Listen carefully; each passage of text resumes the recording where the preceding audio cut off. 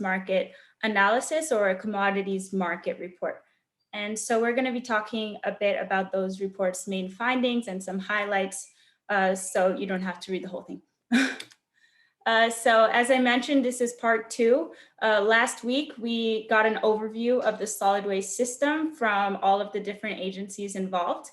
And next week, we're going to be featuring islands from around the Caribbean and around the world. This was actually put together by Kamiko Link of EPA in the past, and it was really successful. And so we want to share some of those talks with you guys. And we will be posting the entire version, which is maybe like 5 hours of really cool projects from around the world. It'll be posted on YouTube, so in your free time, you can watch all of it. But for next week, it'll just be 1 hour where we really focus on some of the highlights. And also, we're going to be featuring some of the cool initiatives that are happening here in the Virgin Islands. And finally, for the last event, is what should we do next to manage our materials more sustainably? This, we're going to be done presenting stuff to you, and we want to hear from everyone. So it's more of a conversation than a webinar or something. And so we're going to be partnering with the UVI Creativity Lab, who specializes in creative problem solving. And so we will be looking at what is our vision for the future, and where are we now, and how can we get there? So yeah, that's what we have in store for this webinar series.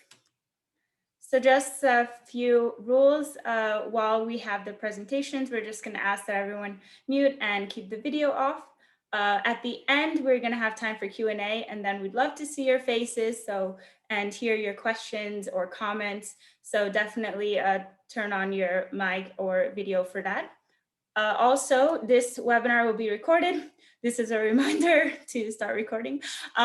So if you don't want to be recorded, then make sure you just don't turn your video on, and your name and video won't be recorded in this. So also, you can use the chat for any comments or questions during the presentations, so as not to interrupt the presenters. So today's agenda: first, we're going to be doing a virtual waste audit with all of you here in the Zoom room.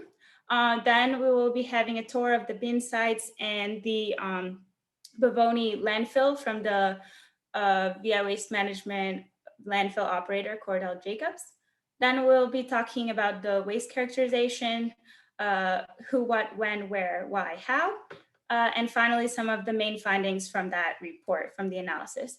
And last, we will have a presentation of the sustainable materials market, or sustainable materials management analysis, where we look at some of the ways that the different waste categories can be used in a more useful and productive way than throwing them in a landfill.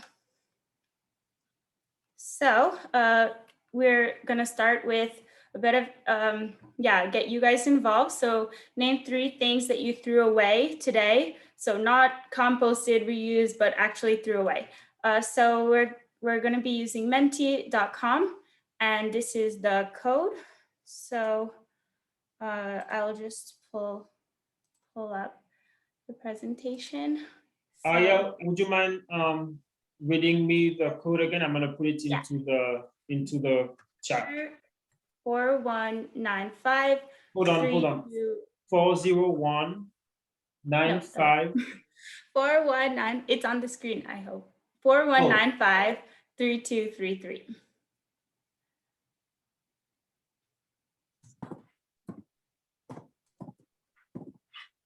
So you can go to menti.com and type some things that you threw away already this morning or this afternoon, for those who,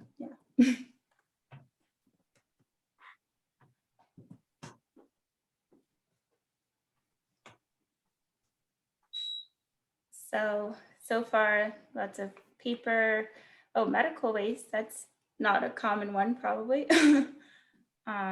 Food wrappers, plastics, coffee, more plastic, carton, junk mail, scraps. Yeah. So far, the most is paper, food, and plastic. Kind of in line with our results from the waste audit.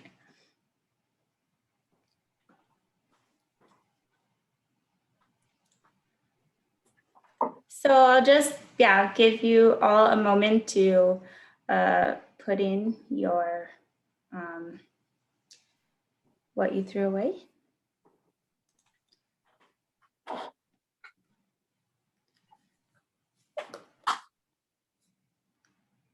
Oops. Where's the, okay.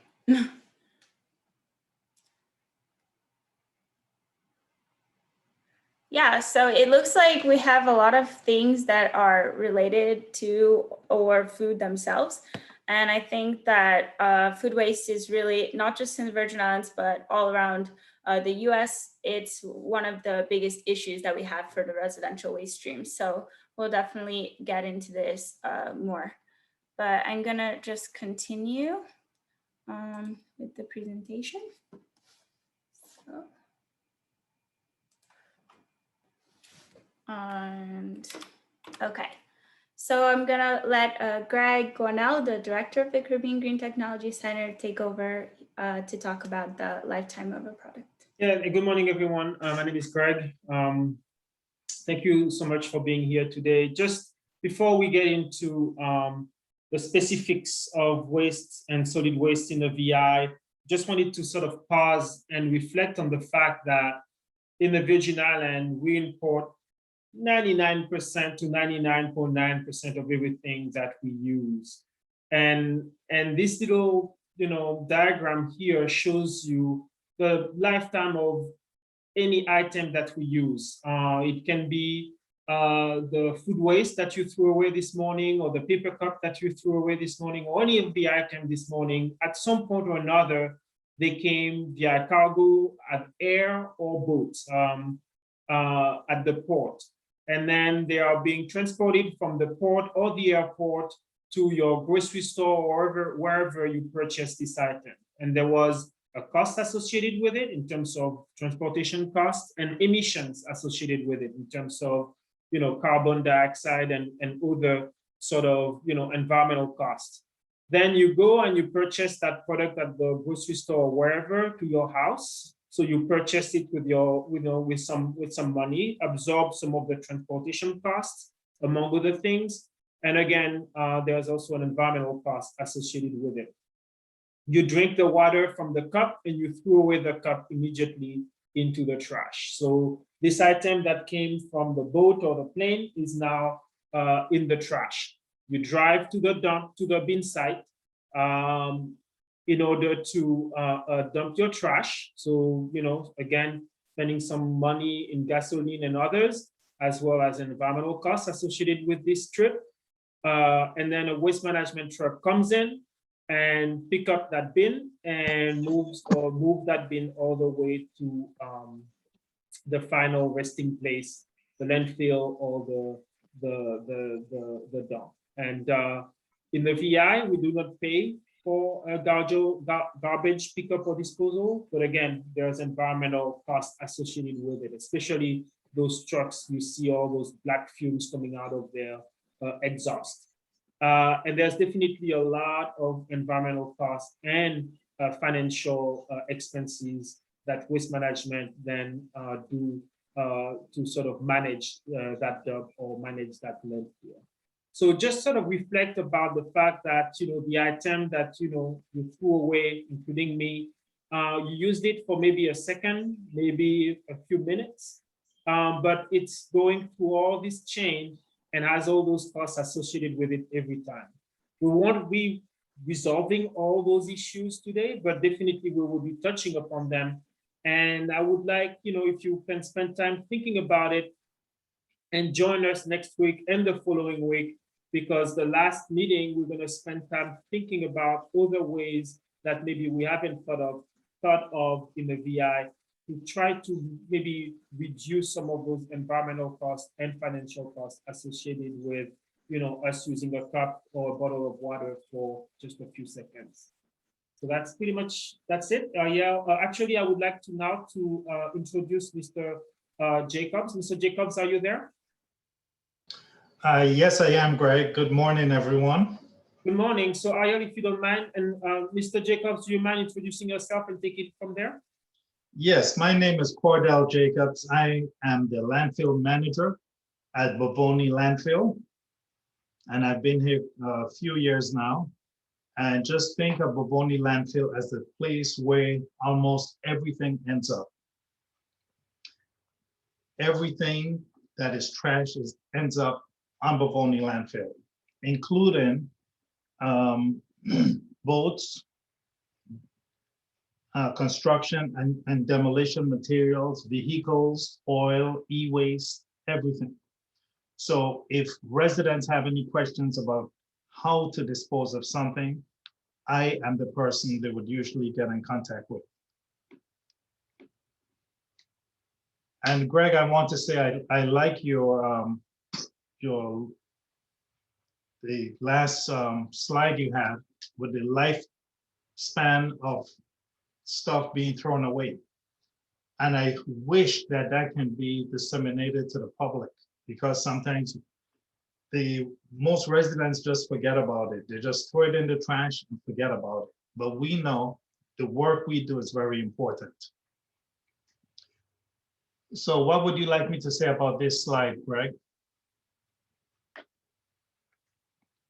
Go ahead and talk about, how the different location, how the trash is being picked up and sent to the landfill, etc. Okay, so we have 15 bin sites with 20-yard bins, and we collect over 900 cubic yards per day from those bin sites. In addition to that, and those bin sites, those 15 bin sites for the 20-yard bins, they have a total of 37 bins. And we have another 25 locations with 4-yard and 6-yard bins. We have some areas in St. Thomas that we do house-to-house collection. For example, Anna's Retreat, Tutu, Savan, Garden Street, Smith Bay, Estate Thomas, streets number 1 to 10. So we do have a lot of house-to-house collection. We also have the Mandel Convenience Center, which has been open now for about 4 years. And that is a center that is manned. The other bin sites are not manned. And they collect almost everything, and they rotate between greenways and metal on certain days at Mandel Convenience Center. Most of the trash we pick up at these bin sites are hauled by a contractor, and Waste Management has recently taken over 4 bin sites that we do in-house.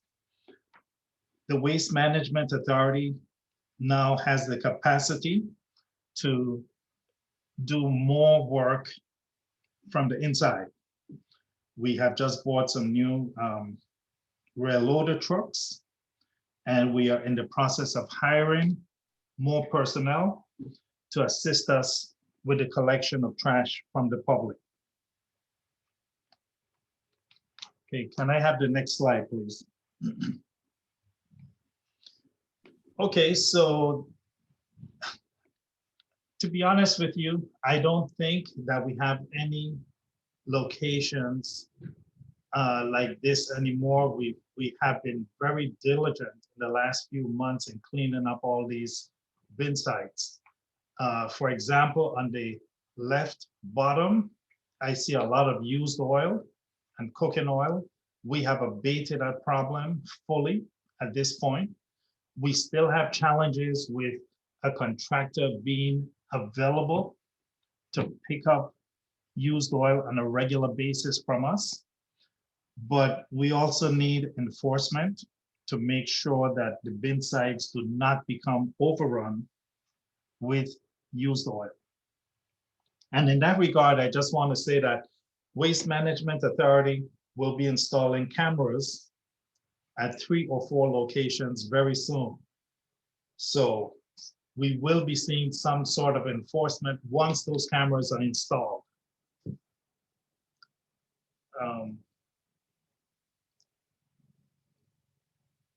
Okay.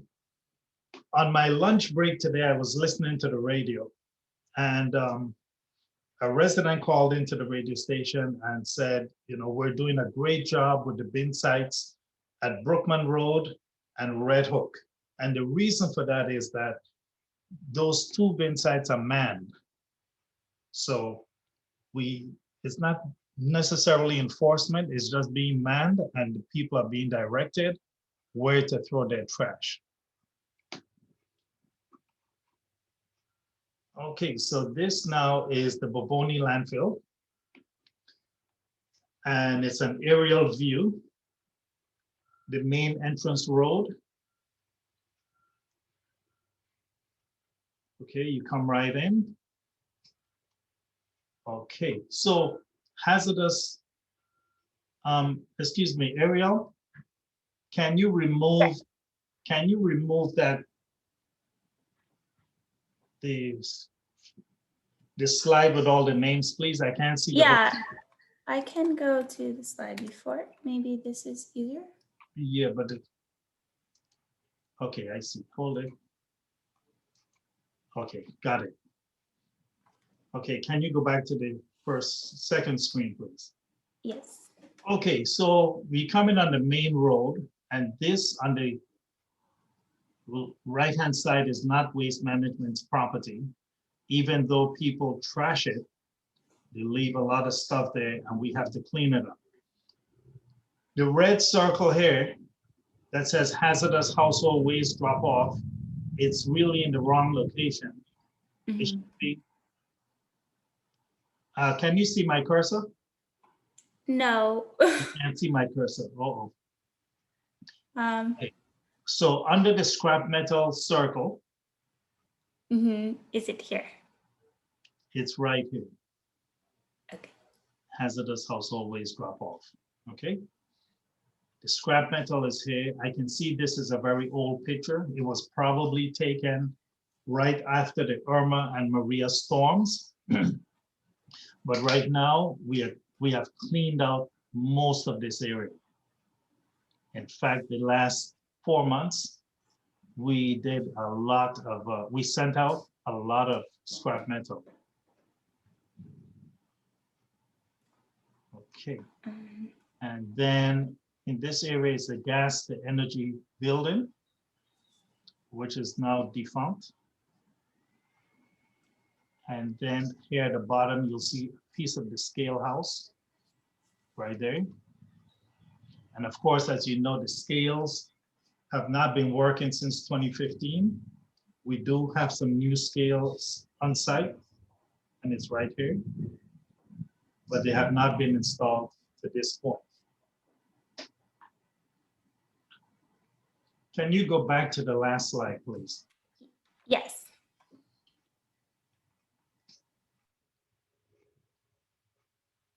Okay, so this again is an old aerial view.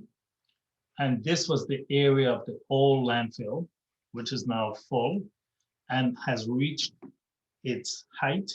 So we are working now on the eastern slope, which is over here. And we started filling in over here in Father's Day 2019. And now it is about 100 feet high. Okay, next slide. Next slide. Those are all the slides. So if you want to like wrap up your Okay, those are the slides. Okay. Yeah. So I just want to tell you that even though some things come into the landfill that are hazardous, we have a compliance division that vets all of the things before they come here. For example, boats. Boats have to be cut up into 10-foot lengths. So you would have to get a permit to bring the boat in so we can give you the conditions. And that would be like a hazardous waste and you'll have to pay for that service. And vehicles also come here, as you can see from the slide. and the oil and the e-waste also comes here, and then we ship it out. So thank you very much for listening to me with this presentation. I hope I stand by to answer any of your questions.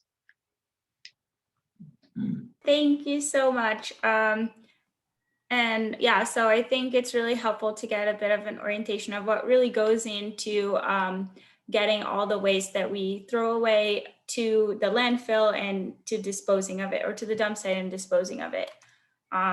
So now we're going to talk about the waste characterization study that was done in May 2019. So first, what is a waste characterization? A waste characterization or a waste audit is something that classifies or quantifies the types of waste through a sampling process. And so here are a few pictures from the waste audit that was done. And this is a bit of the results, but we'll get more into that later. So why is a waste audit important? So waste audit allows us to understand what we can actually divert from this final disposal. And so this is important because we throw away so much trash, 40% more than the average American, and I believe 450 tons each day within the whole Virgin Islands, so Anguilla and Bavony. And these are very near capacity. As Mr. Jacobs mentioned, they had to close one landfill and open up a new section. So it's a huge problem to keep throwing the amount of waste that we're throwing there every day. And there's not very many options to do anything else with it on island right now. So if we can know the composition of the waste, which a waste audit or waste characterization allows us to do, we can better design a strategy for the VI moving forward that really fits our needs. And so we can reveal these high impact waste streams that maybe are easier to target or can make the most revenue, or are easy for us to reduce and divert from the landfill. Also, it provides data to anybody who is interested in starting a business or an initiative within this field, because they'll know the scale of the operations necessary or how many of that waste type there are in the Virgin Islands. So so who was doing this? So we have the Bavony team. So this is made up of two teams. One looked at the St. Thomas waste and one looked at St. John. The Anguilla team, I didn't get the picture in time, but they were working with Weston Solutions and they worked on the Anguilla Landfill. And I think I'll let Greg take over from here, as he was actually there participating in the waste audit. So. Yeah, no, so preparing for the waste audit was a, let me just turn on my camera for 1 second. Give me 1 second. So, hold on 1 second, sorry about that. Okay. So, yes, thank you, Ariel. So the waste audit, we organized it in May of 2019.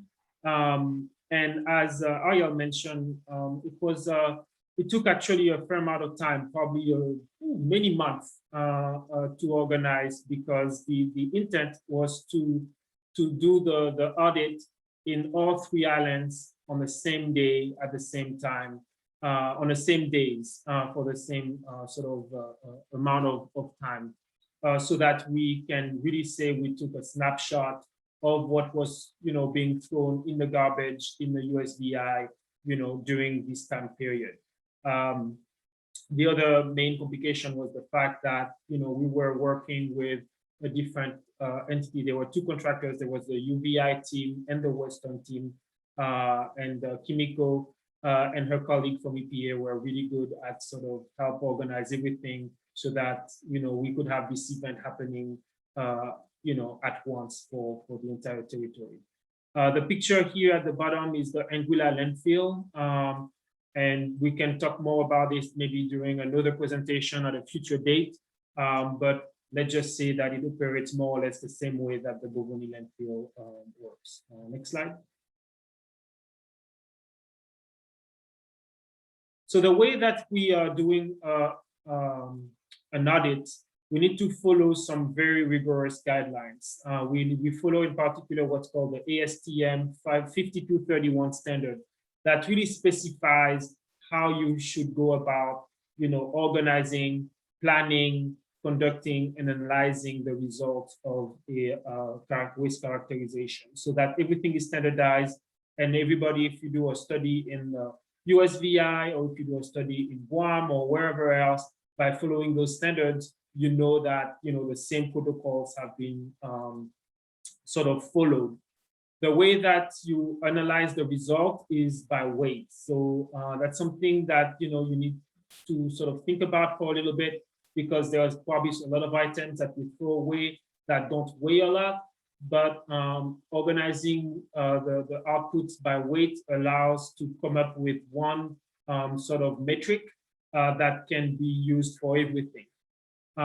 So what happens is we sort of talk with Mr. Jacobs or any landfill manager to sort of get a sense of, how does the landfill work, where do things go, and where does a household sort of residential waste go, and which trucks deliver those. Once we have a sense of better understanding, how things work and which trucks we should sort of target for residential waste, because this was a residential waste audit, we did not look at the commercial waste or construction or industrial waste. So once we have a sense of what's happening on the residential waste sort of schedule, then we randomly select a truck that comes from one of the bin sites that Mr. Jacobs mentioned at the beginning. And we ask that truck to dump its entire load on a big surface. We pick a big portion of this load because it was, those bins are fairly large and there's a lot of garbage in them. So we pick, a portion of the load, put it on the top, divide visually the top into 6, roll a dice, and and pick a portion from some of the chosen quadrants to analyze. Next slide.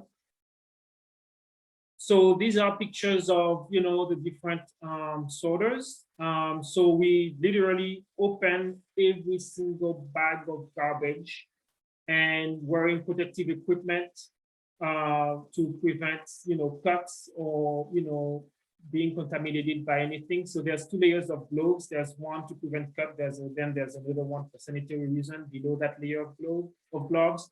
We also wear full bodysuit so that we don't have any splash or anything like that can contaminate the clothes.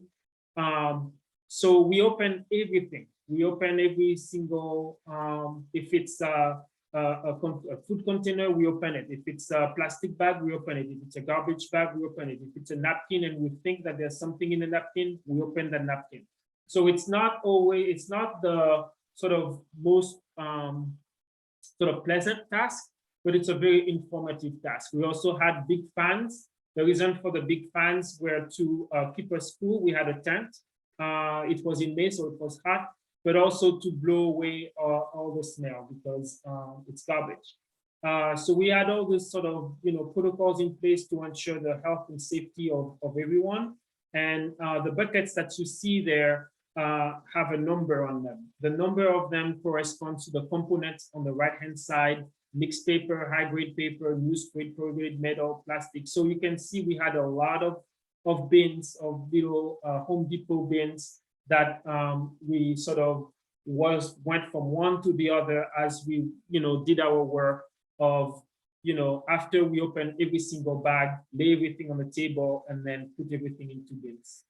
Once it has been, bins are, relatively full or we're done with a particular load, we then go to the weighing station where everything is weighed. So we tar the bins. And so now we, here is Brendan was one of the contractors that we hired to help us. And he's looking at the scale, weighing the particular item, asking like, okay, what is it? Is it food waste? Is it, wood? Is it glass? So he enters, in his Excel spreadsheet, what item that, he's weighing, put a weight on it, and, move on to the next. Next slide. So we had a lot of, so at the end, we, ended up with final total weight of every different categories of material that is thrown into the garbage in the territory. And so there are very good quantitative outputs that, we believe will be useful, and we will go, and Aya will go through those in a second.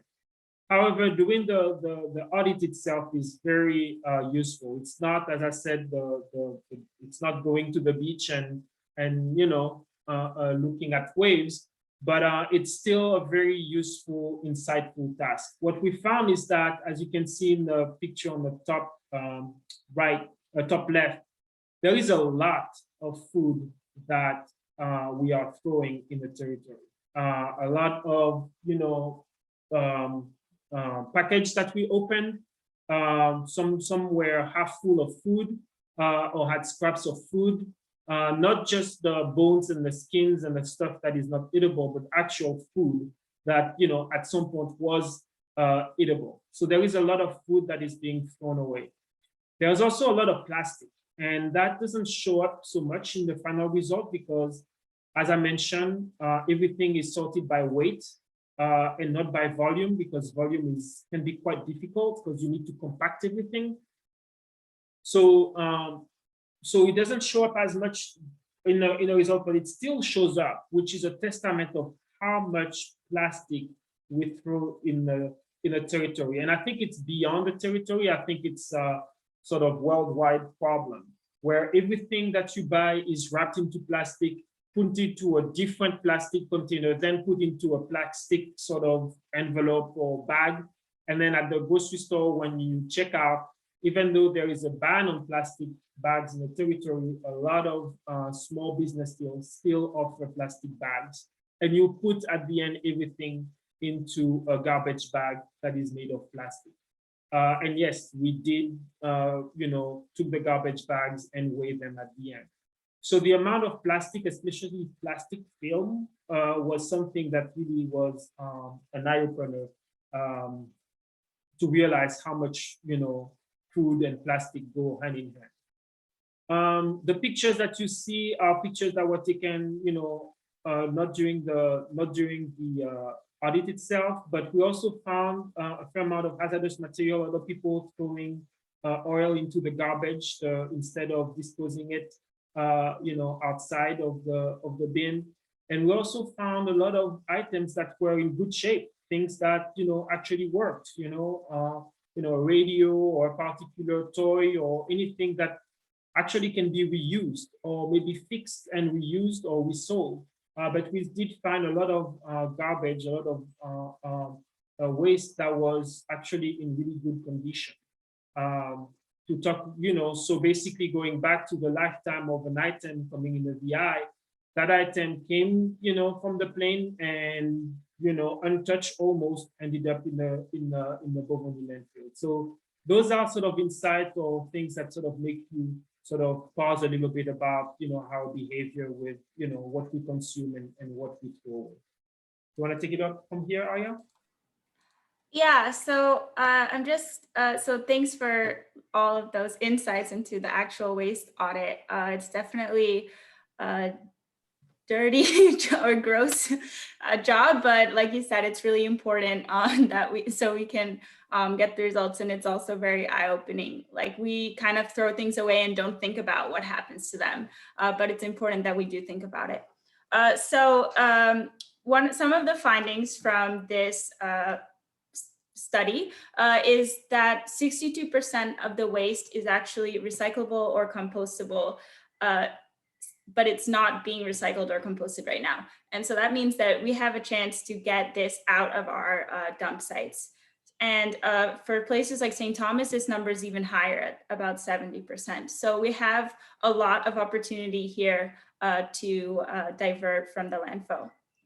Also, one of the analysis that was done is looking at the revenue stream for recycling products, and it was estimated at about 6 million for the entire territory. The issue with this is that it doesn't consider any of the costs, and there are a lot of costs to set up sorting, collection, infrastructure, transportation, and the big one for the islands is, because we're so isolated, just shipping it, getting it off the island to a center that can recycle is a big cost, and also has an environmental impact as well.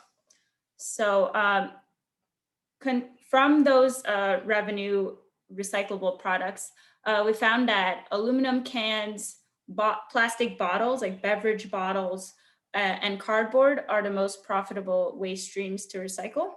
And these numbers change all the time, and this was done in 2019. So maybe the numbers are different now, but it still gives you a good sense of like what are the materials that we have the most of and that are worth the most. And finally, it doesn't show up in the revenue, but food waste and organics there's a lot of them, and it can be composted. And so this is a really good opportunity for low-hanging fruit for us to divert waste from the landfills if we can compost some of these organic materials. So I'm just gonna show a few graphs of some of the results. This is all gonna also be available on our website probably by tomorrow, but you can also download the report right now. So if you want to look through this later, then you can just look there and find all this information. So basically, as I was saying, there's mostly organics in our waste stream at about 30%. A large amount of that is food waste. Also, we found a lot of lumber because this was done when there was a lot of construction happening post the hurricanes. And so we had a lot of lumber. Lumber is not really compostable because we don't know if it's treated or untreated, and those toxins wouldn't be good in our compost. But food waste can definitely be composted, as well as wood and bush. Other is hard category. So this is things that may not be diverted by recycling or composting, but may have to be reused, repaired, repurposed, things like that. And so they require more innovative solutions, which hopefully Kamiko will talk about after this part. Then we have paper, plastics, glass, and finally metals. So this just breaks it down even further to the different types. You can see what Greg highlighted about plastic film being so huge, and this is not really recyclable. It's not, maybe it's possible, but it's not easy, and it's definitely not profitable. So this is a huge issue that we really have to tackle from the source of reducing it and cutting it out of our waste. Also, a lot of the other is like residue combined. So it was hard, maybe it was compacted and not separated. So separating the trash can really help us to make sure that we can save these materials before they end up being thrown away.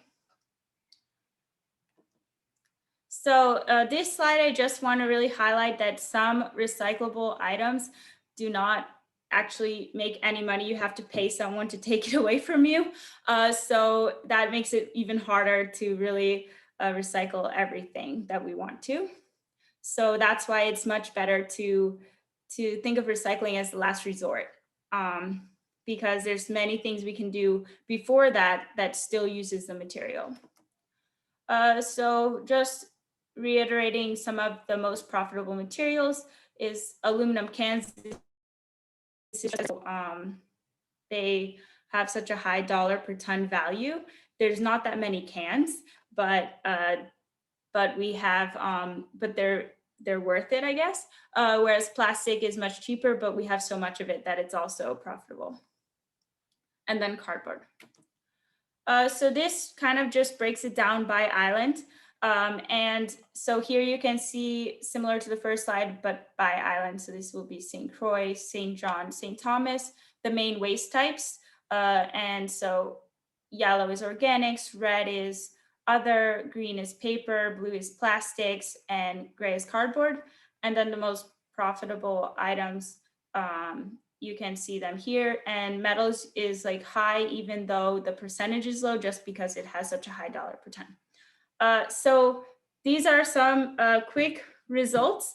And yeah, we will be posting this information online. Also, you can download the report so you can read all of the analysis and a bit more about the process Greg was talking about, all online. And yeah, so now I'm going to pass it to Kamiko Link, who's going to be talking about the sustainable materials management analysis.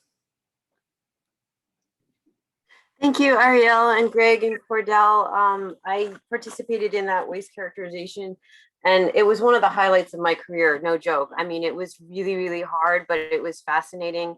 And I loved the community and camaraderie it built, and it made me feel really creative, like, oh, wow, every single one of these things we might be able to find another option for, and how can we do that? And I feel quite strongly that, you know, where there's a will, there's a way. And if we can all kind of combine our minds and hearts and our hands together, we can really come up with some remarkable solutions that would really put the VI at the forefront of sustainable materials management, you know, for all of the Caribbean. So if you don't mind, Ariel, would you mind if since I have to go really quickly, and I'm just going to do a super brief overview because I want to leave time for questions and answers, and then we can do a deeper dive at some other point. Can I share this, or can you give me the control? Oh, I can't hear you anymore. I lost you. Can anybody hear me? Yeah, sorry, you can just I can share my share your screen. screen. Yeah. Okay, great. All right, so this is my merge version. Okay, I'm just going to do this because I have to go like super fast. And I just thought it might be easier. And my phone's going off. Sorry. All right, so is this the okay? So the slideshow from current slide. Here we go. Okay. So we did this. So after we did the waste characterization, we were able to get some funding to help to hire a contractor to help us with some research. We worked very, very closely with the contractor and along with the the University of Virgin Islands and our Pacific colleagues and DPNR and waste management to try and come up with as much information as possible that we could pull into this report. And I just wanted to reiterate, and I apologize for the very poor graphics here. I am no whiz like Ariel is, but we were stressing and always stress our waste management hierarchy, which is source reduction and reuse. And source reduction really has the highest benefits, the absolute most impacts, because you're preventing all of the upstream impacts and greenhouse gases and energy and so on and so forth. And then obviously recycling and composting, energy recovery, and then landfilling or is the least desirable. So this is what the report looks like. We'll have a link to this report, and I'm thinking that perhaps what people could do if they're interested, it's a hefty report. It's like 130 some pages. So perhaps people could look at it first, and then we could maybe have another presentation about it or have a group discussion about it later. In the background, obviously, there are so many issues with materials management in islands in general, and certainly in the U.S. Virgin Islands. So this approach for this report was really to look at what is coming into the island, and what could be done with that on island as opposed to an export scenario. So we really asked the contractor to help us with some of the numbers for this and do a deep dive in terms of what can be done in terms of micro enterprises on island with a lot of these materials. And we wanted to get the data for what's being generated. This was a tall order, and we weren't able to capture all of this, and that's why we're excited for our collaboration with with DPNR and Waste Management and the University of Virgin Islands, of course, because we're hoping that we might be able to find some students to continue on with this, because we're considering it a live document, and we're just going to be continually adding to it as we get more information. But we asked to find out what's currently being generated, who's generating it, in what quantities, what are some historical approaches like refillable glass bottles that we could potentially consider. We had a bottle washing facility. Existing and proposed materials management facilities are the things that are in the pipeline right now going to address what's being generated, or are we missing the mark in some areas, and do we have to like rethink or add some new facilities or new types of facilities, or perhaps delete some? And so that's that section. Reduction opportunities, including reuse and recycling. This is like, my heartthrob because I'm very much into reuse, and what could be done there in terms of resale, repair, repurposing, and so on and so forth. Not just in the Virgin Islands, but is there some maybe Caribbean basin wide effort that could be initiated? And then policy and program options as well. So what could be done on the legislative or regulatory side? And we really wanted to focus on a circular economy and economic metrics, creating green jobs, micro enterprises, and sustainable economies. So what's being generated? How can we value add to that or upcycle that and put that back in the economy to create green jobs and potentially solve other issues, like for instance, potentially using the recycled glass aggregate for roadbed construction or beach nourishment or golf courses, or the constructed wetlands with the compost that we generate for wastewater treatment. So perhaps we can use a more nature-based solution to wastewater treatment. We had some export scenarios there just as comparison. The barriers, which I'd like to do a deep dive on, but we don't have time for at this point, and what we can do to address those barriers. And then we did a deep dive into the individual commodities. And again, we don't have time for all of this on this webinar, but hopefully we can go into this a little bit later. This you've seen before. Obviously, what we're trying to do is figure out how we can build a more resilient and sustainable economy and environment with this. Ariel and Greg touched upon this in terms of a circular economy, but it's about keeping things in circulation and reusing them and rethinking, in fact, how they're generated to begin with, and how they come into our environment. This just gives you a snapshot of the way that we looked at and we asked our contractor to help us organize some of the information in terms of moving forward. So this will just a quick snapshot, but it gives you the materials, what some policy approaches are, and what materials are being addressed, what sort of land requirements might be required for that particular approach, any heavy equipment that we need, the resilience requirements, the jobs created. Now, this is a very important one, and I think this is we could potentially work with other agencies, the Department of Labor and the Economic Development Agency, to find out if we might be able to get some funding, because many of these options would create jobs. The capital costs, operation maintenance costs, and the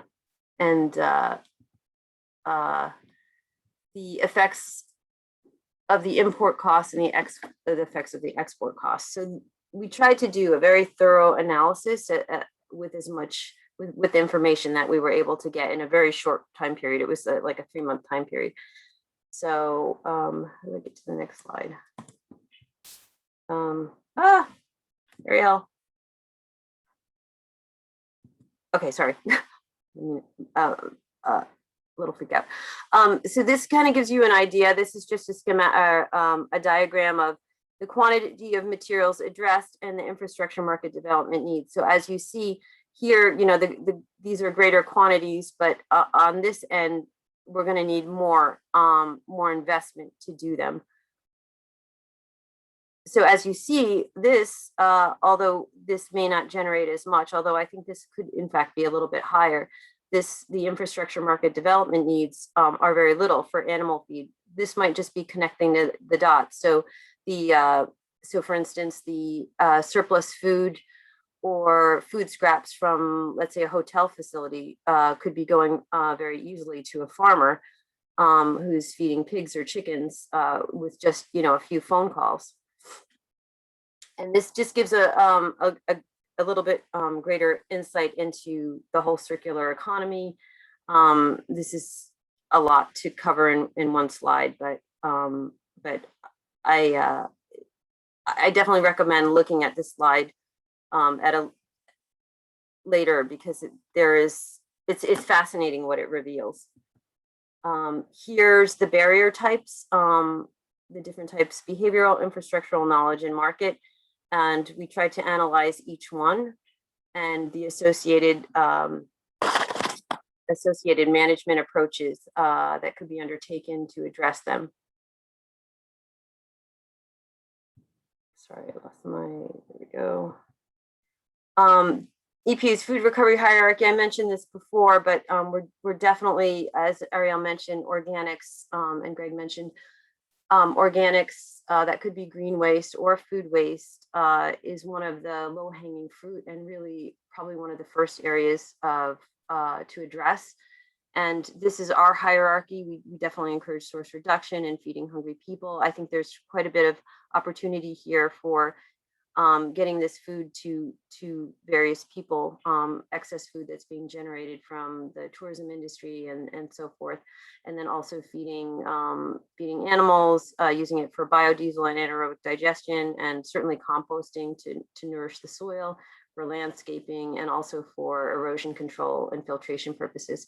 This is the reuse innovation schematic that we covered at one point in an earlier last week, which I'd love to do a deeper dive about later on. But since we only have a few more minutes, I will just breeze through these.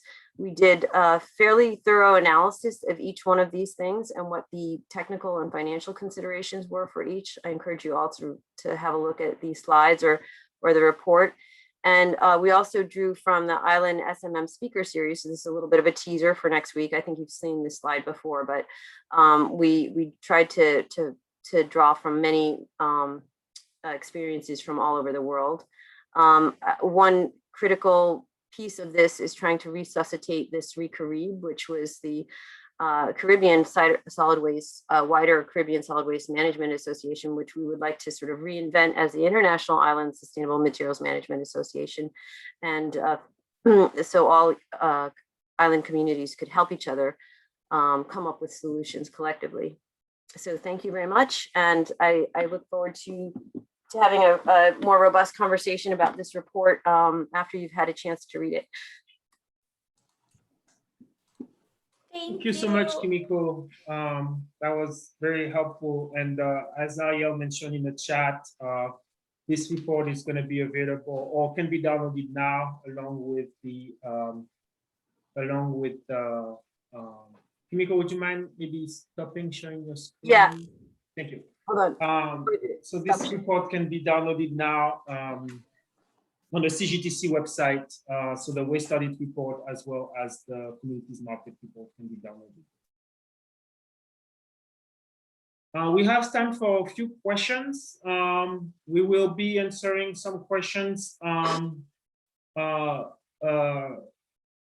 looking at the chat. But while I look at the chat for questions that we can answer now, if anybody wants to unmute themselves and ask a question. Hi, good afternoon. Can you all hear me? Yes. Hi, my name is Adisha Penn, and I'm also a reporter with The Source. So I'll be writing a feature on this presentation for you all today. And I want to know, I heard Mr. Gwendal speak about some of the environmental costs that the waste is having in the territory. And I wanted to know what are some of those impacts that is happening as a result of the waste.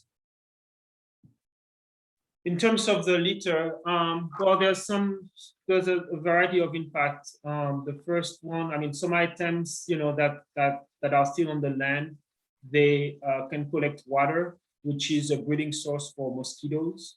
They can also, especially some items that have organics in it that decompose. They can, you can have some bacteria and other type of undesirable organism grow on them, and so people who get in contact with them can get infected. Especially if it rains and some of it becomes, goes into the stormwater.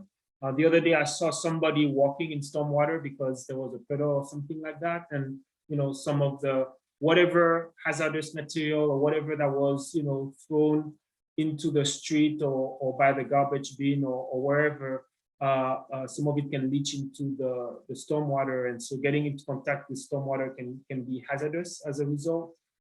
You can also attract rodents and all the disease that, come with rodents, rats and mongoose and the like.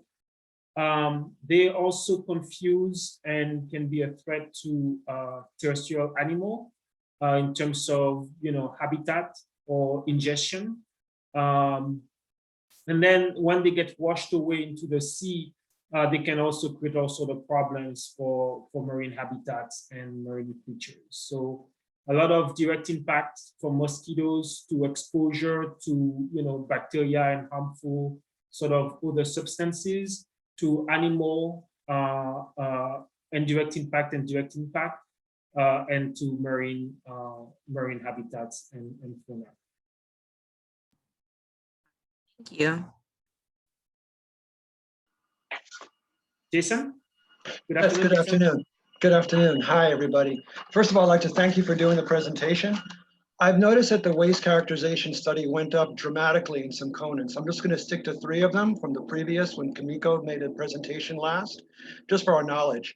Organics from what were 35%, they dropped down to 31%. The paper went from 21% to 24%, and the plastics went from 13 to 17%. So this gives us a great snapshot of where the problems lie. And I've heard that the problem with the waste management, they're seeking funding. So my previous question before was about the tipping fees. Accordingly, August 1st, 2016, an order was given granting the Waste Management Authority to provide the tipping fee. The tipping fee shall be implemented no later than August 1st, 2016, providing an opportunity for public education and commercial entities into incorporating the new fees. So ordered, and it's signed by Mr. Clendenin, Chair. So my question is the tipping fee is a solution, but I don't see any more movement towards that direction from waste management, because looking at the numbers that you just presented, it's an opportunity to collect those fees and to address with all the solutions that you've outlined and moving forward, so that we don't have to harmful environmental effects that you just presented. Can someone explain to me why the tipping fees, and other than they say that there wasn't supposed to be there wasn't a quorum met, because it looks like it's passed. Anybody from waste management can answer that question? Anybody on waste management on the call?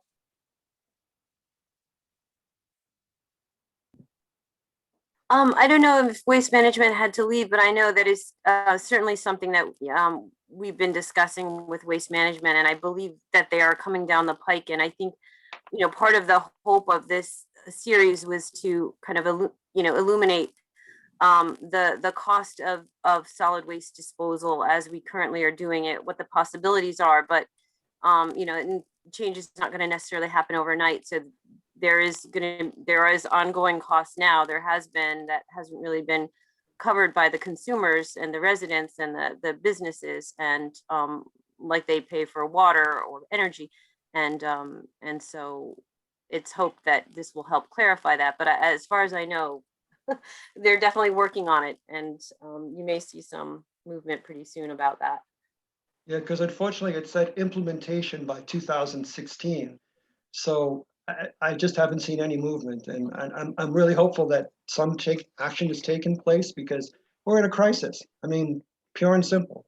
Yeah, and I agree, and there was also a change in leadership, after the hurricanes and so on and so forth. So I believe the current executive director was trying to get those fees implemented, and then there was a new director on island for a couple of years, and so now Edie Merritt is back, and I think there's a renewed effort to get those tipping fees in place. Okay, thank you. Jason. Thank you, Jason, so much. Any other question?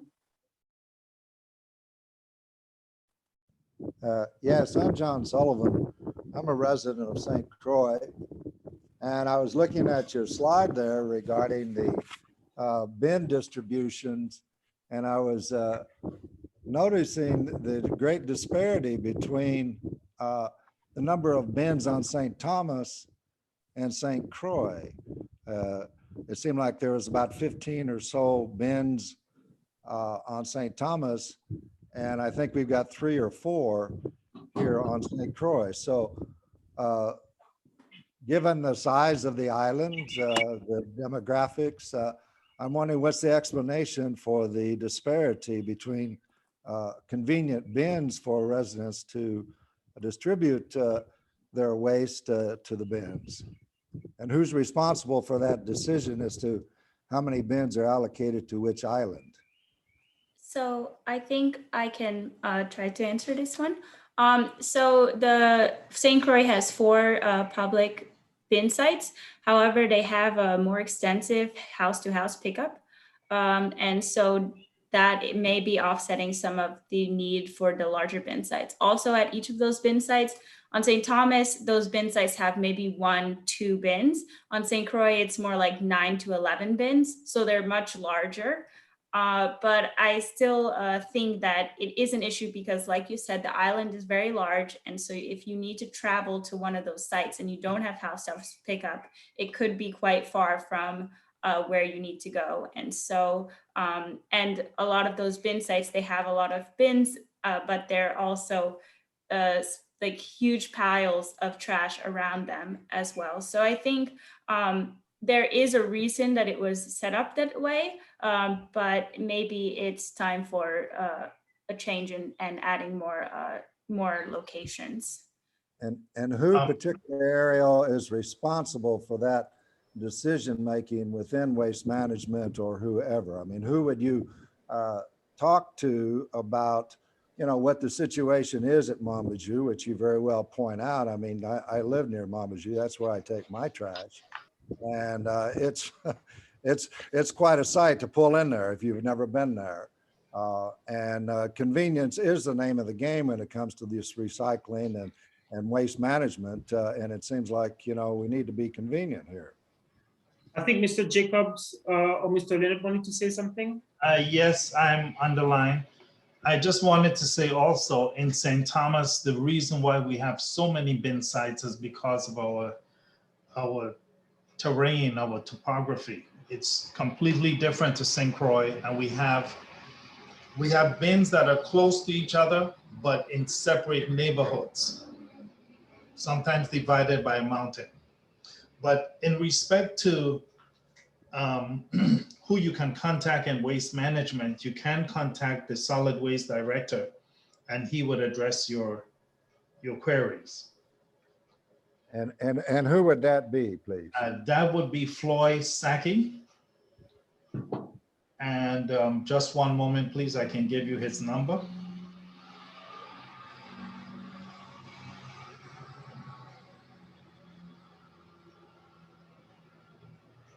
While Mr. Jacobs is looking for the number, is Mr. Leonard. Well, did you want to say something, Mr. Leonard, Mario Leonard? Yes, can you hear me? Yes. Yeah, I was just going to actually state what Cordell said in regards to the terrain.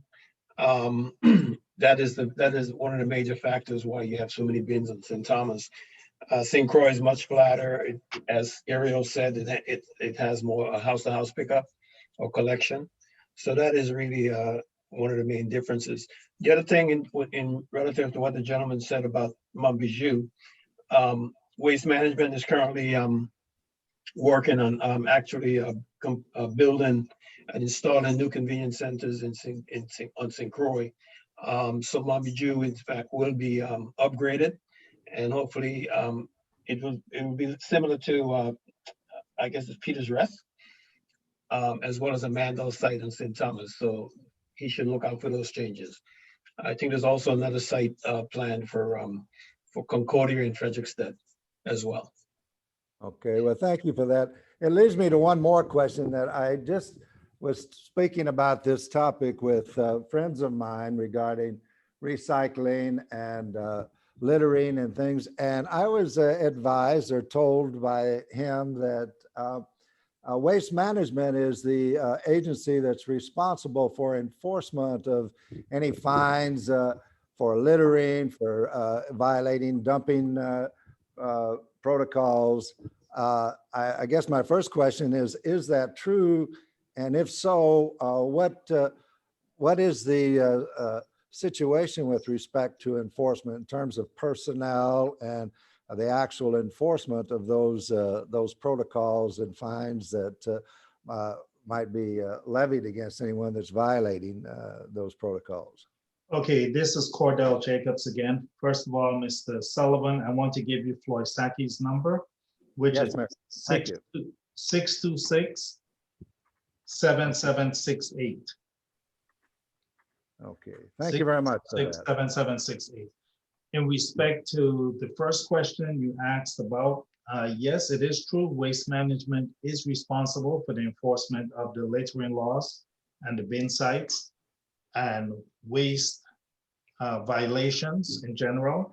It is true, but our enforcement officers have been reassigned since COVID-19, and they work directly under the VIPD since COVID-19. So at this point, we do not have any specific officers to go out and create fines for violators. So if I'm understanding you right, there were responsibilities for enforcement by Waste Management, but that's no longer the case because the personnel have been returned to VIPD, so no one's enforcing any of the laws right now, as far as you know. That is correct. So if you have a problem with littering, you need to call 911. Well, I'm just wondering about, a lot of the no dumping and like in Montbijou and places like this, or just around it, I mean, obviously there's no dumping, but obviously there's an awful lot of dumping going on. They're out there with backhoes every time they're collecting stuff out there because people just dump their tires or whatever it is. And so, I mean, there's no enforcement taking place at all is what I can see. Yeah, and Mr. Jacobs mentioned some of those capacities have been diverted by the current pandemic, and hopefully, given the situation that is, crossing figure good, hopefully this will resume shortly. We have just a few more minutes. We are past time. Thank you very much, everybody, to stay. Maybe one more question. Does anybody has one more question before we close? Okay. Well, hearing none. Sorry, I have a question in regards to recycling. It's Mario Leonard again. In regards to recycling, Ariel mentioned that revenues are projected about $6 million, but there's also another entry that talked about exploitation of trash and about 16 million, the cost to export. How are you going to balance those kinds of costs out? You're going to generate revenue. It seems insignificant compared to what it costs to take things off island. Yeah, and from my understanding, there is no one, fully for-profit, non-subsidized, operation in the entire United States at this point. At some point, there needs to be some form of, support from the government because of issues of transportation and fluctuation in cost of the recycled commodities. So the transportation issue is a big one, and I guess we can have. I don't think we will have time this time, but we can organize a special discussion about commodities in a very near future, because I think it comes down to really looking at all the numbers, the cost of having more material go to the landfill and the cost associated with that versus the cost of maybe repurposing some stuff in the territory versus selling some but paying a little bit more for transport, and doing the math of ultimately what is the more attractive option in the short term and in the long term. And going back to Jason's point at the beginning, about tipping fees, what are the sort of revenue streams that waste management can sort of look at to help alleviate some of those costs. So it's really sort of a question of looking at all the options and the cost benefit associated with all of them comprehensively and not in isolation. I know that's probably not the answer that you were looking for, but I think that's what needs to be done to really get to answer your question of what is worth shipping out, what is not worth shipping out, given the type of revenue that we can get. No, that's fine. Thank you very much. Oh, yeah, and if I may add to that too, in the report, Mario, if, I know that we just published it, so obviously you haven't had a chance to read it, but, we do a deeper dive in the export version of analysis versus, what can be done on island and how much could be made from these. Again, the national sort is severely limited it, and of course shipping costs, but there's some analysis done of like, whether those shipping containers that are going back empty could be used, and also whether there's definitely going to be, I think, some movement in terms of the major corporations that are operating on island and how their sustainable policies, their sustainable pledges may fit into the whole program in terms of like the Home Depots and the Marriotts, and whether they have a corporate sustainability pledge that may be able to assist with some of the use or export of these materials, or possible funding of some on-island solutions. For example, I know that PriceSmart, Cost You Less, and Home Depot, they all have big compactors where they compact a lot of the cardboard that they generate themselves and send it back, on their ship, because they make money out of selling cardboard. So going back to Kimiko's point about leveraging, some of, working with some of the big, corporation that do a lot of import into the territory might be a good avenue. Anyway, Ariel, do you want to close? Sure. So thank you everyone for listening today to the different reports. We really hope that you get a chance to look at them and read them over, because there's a lot of really good information that we didn't have time to go through. Also, we'll be posting the slides so you can look at the kind of snapshots and highlights in more detail, so that you can have the information here from this presentation too.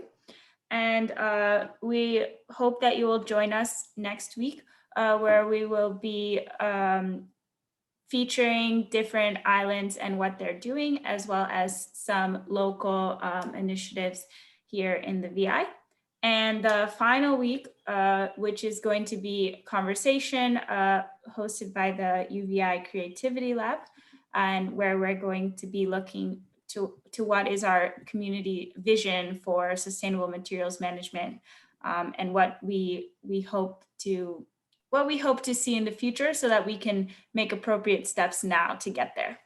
So thank you everyone for coming, and we'll see you next week.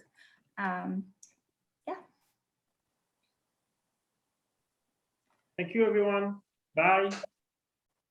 Thank you. Many hands make a light load. Thank you so much. Bye. Bye.